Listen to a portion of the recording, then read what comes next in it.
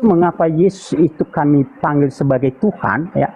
Karena itulah nama daripada Elohim Adonai, ya, yang sesungguhnya, ya, itu adalah Yesus. Nah, atau kenapa?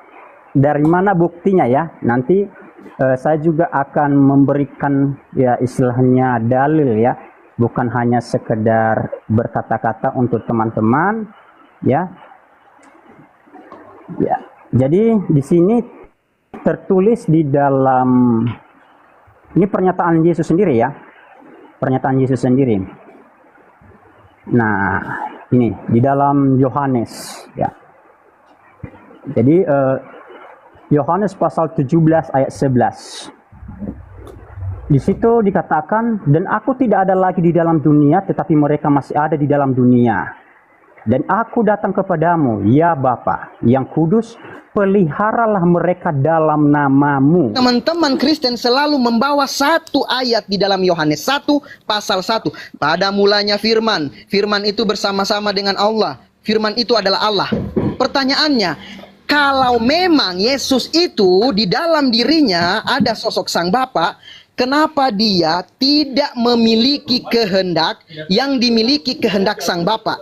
Apakah dia lupa kalau di dalam dirinya itu ada sisi ketuhanan? Contoh, bagaimana bisa teman-teman Kristen mengatakan Yesus itu Tuhan, sementara dia sama dengan ciptaan-ciptaan yang lainnya? Contoh, manusia lapar, Yesus lapar. Yesus buang air, manusia juga buang air. Kalau teman-teman tadi mengatakan bahwa Roh Bapa ada di dalam dirinya, apakah Sang Bapa itu juga ikut dalam buang air? Itu hal yang sangat merendahkan Tuhan.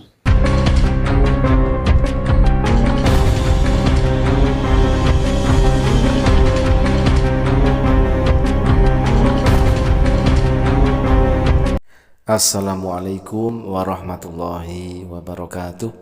Sahabat beriman, berjumpa kembali di Bintang Mu'alaf Channel. Mudah-mudahan kita semua selalu sehat walafiat di dalam lindungan Allah Subhanahu wa Ta'ala. Salam satu Tuhan, Allahu Akbar. Sahabat, kesempatan kali ini kita akan tampilkan sebuah diskusi sehat antara Bang Zulkifli TV versus Pendeta Kalnistop, dan diskusi tersebut terjadi di room seorang mu'alaf, yaitu Dayak Kalimantan Mu'alaf.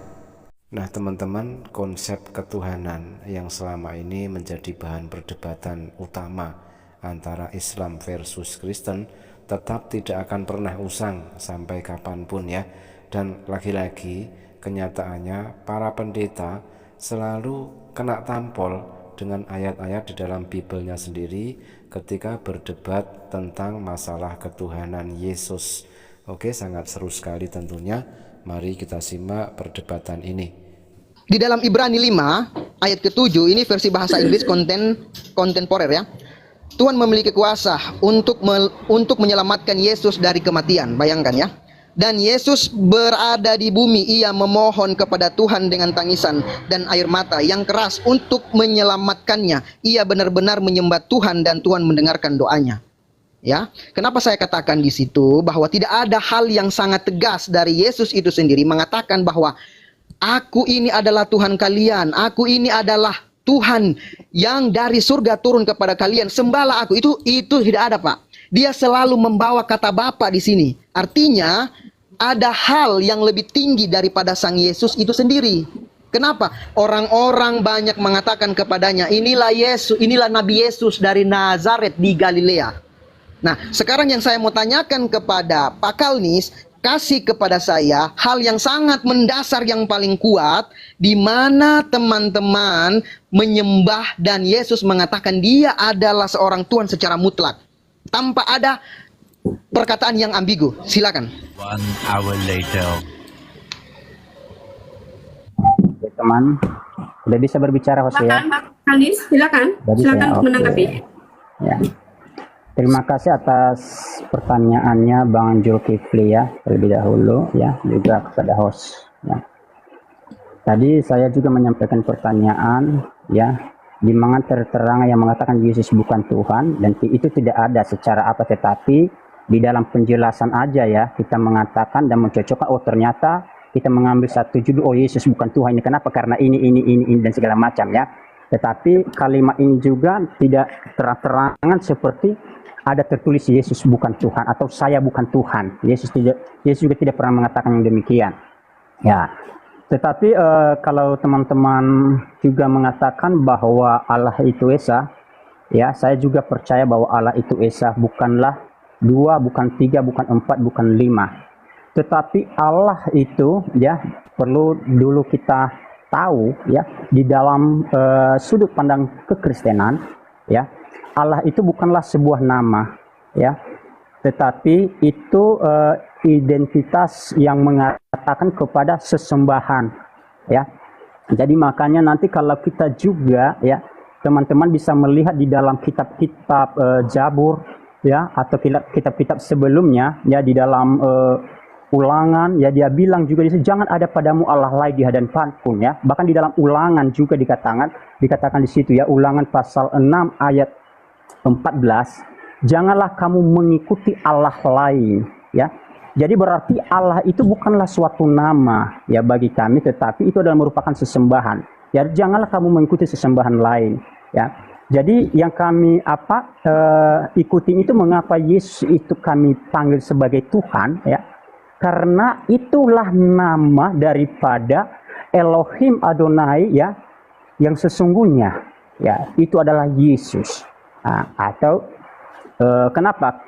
Dari mana buktinya, ya? Nanti saya juga akan memberikan, ya, istilahnya dalil, ya, bukan hanya sekedar berkata-kata untuk teman-teman, ya.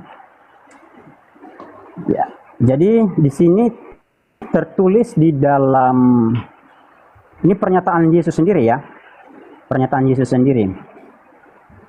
Nah, ini di dalam Yohanes, ya. Jadi Yohanes pasal 17 ayat 11. Di situ dikatakan, dan aku tidak ada lagi di dalam dunia, tetapi mereka masih ada di dalam dunia.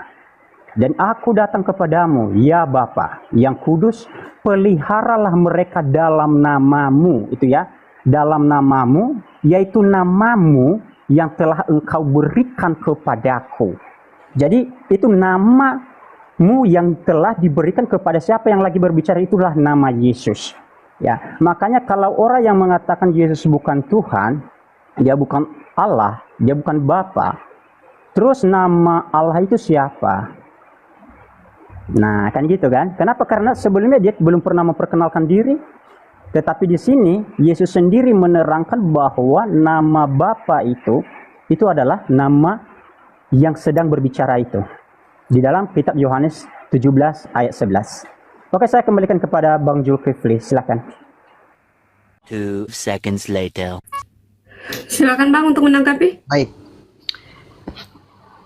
Saya tertarik sedikit dengan pernyataan Abang tadi bahwa Allah itu bukan nama, ya. Bukan nama dari Tuhan itu sendiri, ya. Nah, lalu kenapa teman-teman Kristen membawa kata nama Allah itu sebagai nama yang teman-teman sangkut pautkan dan cantumkan kepada diri Yesus itu sendiri? Nah, teman-teman sendiri mengakui bahwa Allah itu adalah Bapa, yang dimana Yesus selalu membawa-bawa bahwa tidak ada kehendak yang lebih besar melainkan kehendak Bapakku. Nah, sementara Yesus ini teman-teman mengatakan dia adalah Tuhan atau Sang Bapa itu sendiri. Oke? Kenapa saya katakan selalu membuat kebingungan ketika kita bertanya kepada teman-teman Kristen tentang siapa Bapa ini, siapa Allah ini, teman-teman selalu mengatakan bahwa dia adalah Sang Bapa itu sendiri dan Yesus itu adalah Sang Bapa itu sendiri. Pertanyaannya, di sini di dalam 1 Korintus ayat 8, Korintus ayat ke-6, bahwa hanya ada satu Allah. Hanya ada satu Allah, yaitu Bapa. Nah, sementara di sambungannya, dan satu Tuhan, yaitu Yesus Kristus, yang buat teman-teman tidak bisa mengakui bahwa siapa Bapa itu dan siapa Yesus itu. Sementara dikatakan di sini, Allah itu hanya satu, yaitu Sang Bapa. Sementara Tuhan itu adalah Yesus Kristus. Pertanyaannya, Bapa ini siapa? Kenapa selalu digandengkan dengan Yesus? Kenapa tidak ada konsisten dalam ketuhanan atau eksistensi Yesus itu sendiri ketika teman-teman Kristen mengatakan dia Tuhan? Kenapa selalu ada gandengan? Kenapa selalu ada kata partner di situ yang mengatakan bahwa utusan, kehendak, utusan, kehendak, utusan, kehendak. Kalau teman-teman mengatakan bahwa Allah itu adalah yang menjadi Yesus atau firman yang menjadi manusia, sekarang kita lihat berapa banyak firman-firman Allah yang berkata kepada Musa, kepada nabi-nabi terdahulu. Apakah mereka juga Tuhan? Tidak. Karena teman-teman Kristen selalu membawa satu ayat di dalam Yohanes 1 pasal 1. Pada mulanya firman. Firman itu bersama-sama dengan Allah. Firman itu adalah Allah. Pertanyaannya, kalau memang Yesus itu di dalam dirinya ada sosok Sang Bapa, kenapa dia tidak memiliki kehendak yang dimiliki kehendak Sang Bapa? Apakah dia lupa kalau di dalam dirinya itu ada sisi ketuhanan? Contoh, bagaimana bisa teman-teman Kristen mengatakan Yesus itu Tuhan, sementara dia sama dengan ciptaan-ciptaan yang lainnya? Contoh, manusia lapar, Yesus lapar. Yesus buang air, manusia juga buang air. Kalau teman-teman tadi mengatakan bahwa Roh Bapa ada di dalam dirinya, apakah Sang Bapa itu juga ikut dalam buang air? Itu hal yang sangat merendahkan Tuhan. Artinya teman-teman sudah menyetarakan dia dengan ciptaannya. Sementara kalau kita berbicara tentang tentang eksistensi Tuhan, Tuhan itu harus berbeda dengan ciptaannya. Kenapa saya katakan seperti itu? Ketika Tuhan sudah menyamakan dirinya dengan ciptaan, maka gugurlah ke maha tingginya, maka gugurlah ke maha suciannya. Makanya saya bilang, kenapa? Apa dasar yang paling kuat teman-teman Kristen menuhankan Yesus? Nah, sementara Yesus tidak pernah mengatakan secara mutlak, secara absolut, dia adalah Tuhan. Dia selalu menggandeng Sang Bapa. Dia selalu katakan, aku ini utusan. Aku tidak bisa berbuat apa-apa atas kehendak Bapa itu sendiri. Lalu kehendak Yesus yang mana? Yang teman katakan bahwa dia adalah Tuhan. Oke? Saya akan kutip di beberapa ayat ya. Di Matius 4 ayat ke-10, engkau harus menyembah Tuhan Allahmu dan hanya kepadanya engkau berbakti. Yesus mengatakan ini. Dia tidak pernah mengatakan dirinya sembahlah aku. Tapi dia mengatakan engkau harus menyembah Tuhan Allah, bukan Tuhan Yesus. Nah, pertanyaannya, Yesus ini siapa? Teman-teman pasti mengatakan dia 100% manusia, 100% Allah. Bagaimana bisa?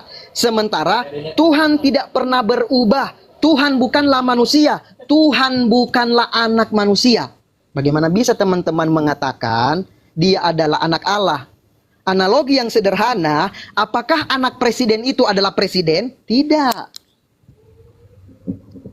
Itu dua hal yang sangat-sangat kontradiksi, Bung. Pesan untuk pendeta dan semua jemaatnya, semua umat Kristen, sembahlah Allah, Tuhan yang disembah oleh Yesus. Jangan menyembah Yesus, karena Yesus hanyalah seorang utusan Allah. Demikian sahabat, mudah-mudahan bermanfaat. Jazakumullah khairan kasiron. Wassalamualaikum warahmatullahi wabarakatuh.